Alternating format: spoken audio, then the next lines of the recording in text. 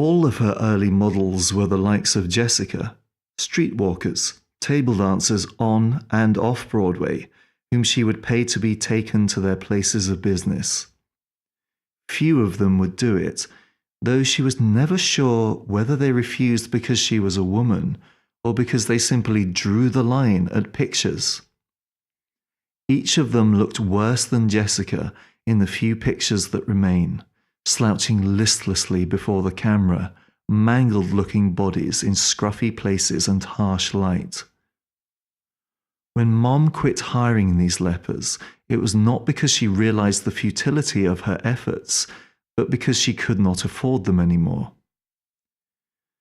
Things did not get much better when she placed an ad in the Bay Guardian, offering to pay what the Academy was paying for nude modelling, seeking women between 18 and 30. She wanted it to sound as if she was actually enrolled at an academy and a real artist, and some of the women who came did think they were modelling for an art project. Some of them were straggling artists themselves, a troublesome lot, advising her what to do and what not to do, motor mouths prattling their way through session after session of worthless frames. The ad she placed stated Mila's phone number and specific hours during which to call, those being the hours when Mila would be out delivering, and she in the greenhouse. Still, sometimes a new girl would call at night, and one time Mila picked up the receiver, first talking in English, then in Czech, more and more animated, until Natalie did not realize the call was for her, until Mila asked her, cupping the mouthpiece, "Was there any need for a model?" laughing. All she had to do was deny it, and yet she flinched before she did so, trying to think of a way to signal to the Czech girl to call back some other time. There were men who brought their girlfriends, shy as field mice, and too embarrassed to show themselves, even when buck naked or in the racy lace the boyfriends had treated them to for the occasion. She almost could not hold the camera straight, trembling as she watched one of these men, a biker sheathed in leather head to toe, as he instructed his girl in mounting fury how to do this and how to do that and how to be sexy, while the girl did not know what was being asked of her, having already failed him too many times, and in glum ignorance assumed poses more shameless than those of any Broadway girl. She was in the fertile time of her month, and as she bent and reared and kneeled and squatted through these lewd gymnastics, viscous threads began to crisscross her trimmed patch of pubic hair, as if a spider was weaving her gossamer threads in the underbrush there. It was the one thing interesting about the session, though barely interesting enough to have the film developed, let alone place another ad. One day when playing in her closet, I found Mum's sneaky cache of pictures, looked at them for the longest time, confused. The breasts were what got me, reminding me as they did of something I had nearly forgotten.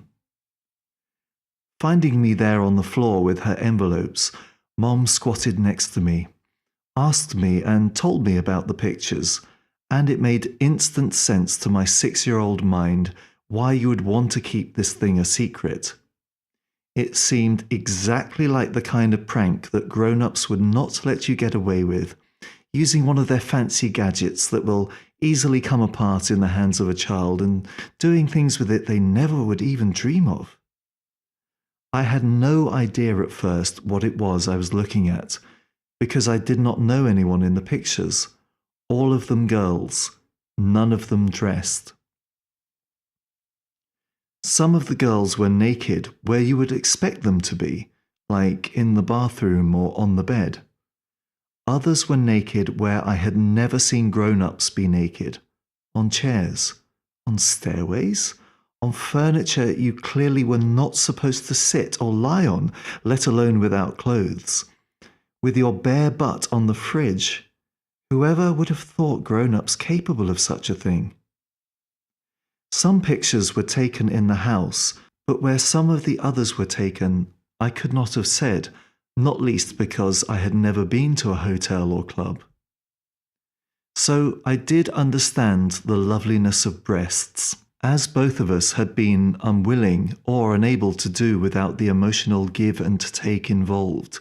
Mom had nursed me until I was almost 2 or so, and though the time when they had meant the world to me was ancient history, that meaning continued to be available. Mom watched me look at the pictures. Without having said anything, she saw what I was looking at, and realized what I saw and liked, and why.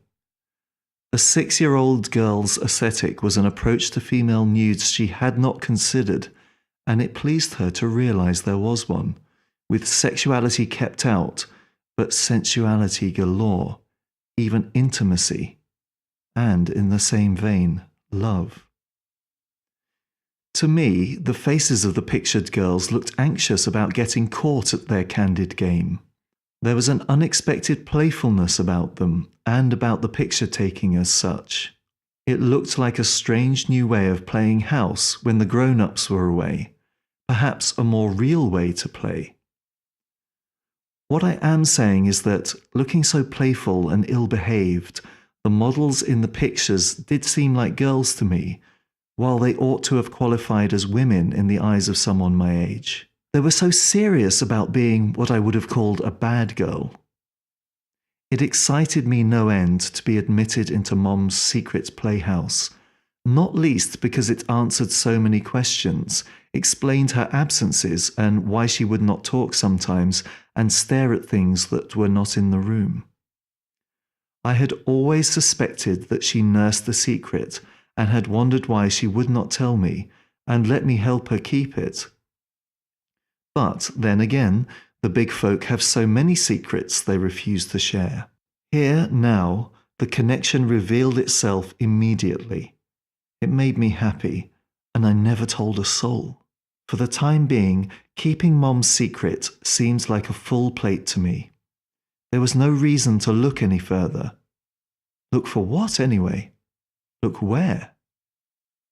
So it did not occur to me to wonder about motives. Many things grown-ups do make little sense to kids. What counted was that Mom and I were up to no good, just the two of us, and the odd girl, got into mischief on the sly, although from whom exactly we were hiding things was never clear.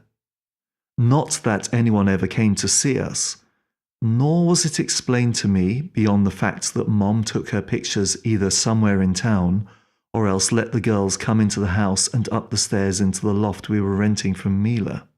Mom made it clear that Mila was not in on our cheeky secret, and that was all I needed to be told. Even when I knew where she stashed her pictures, I never went near them when she was not there. They made no sense without her anyway.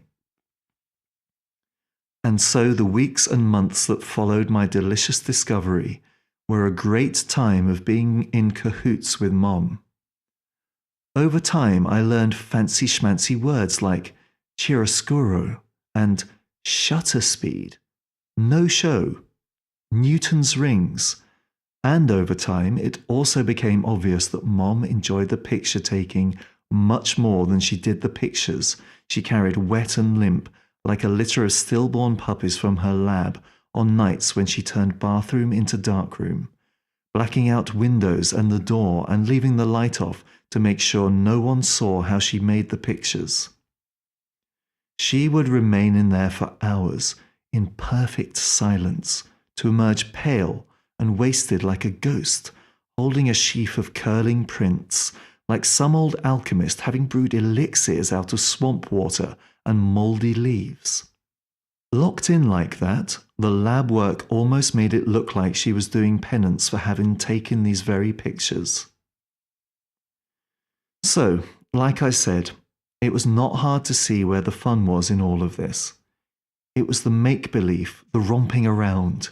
She clearly just wanted the girls to be her friends, wanted the girls to play with her and like her, which is what I would have wanted and did want.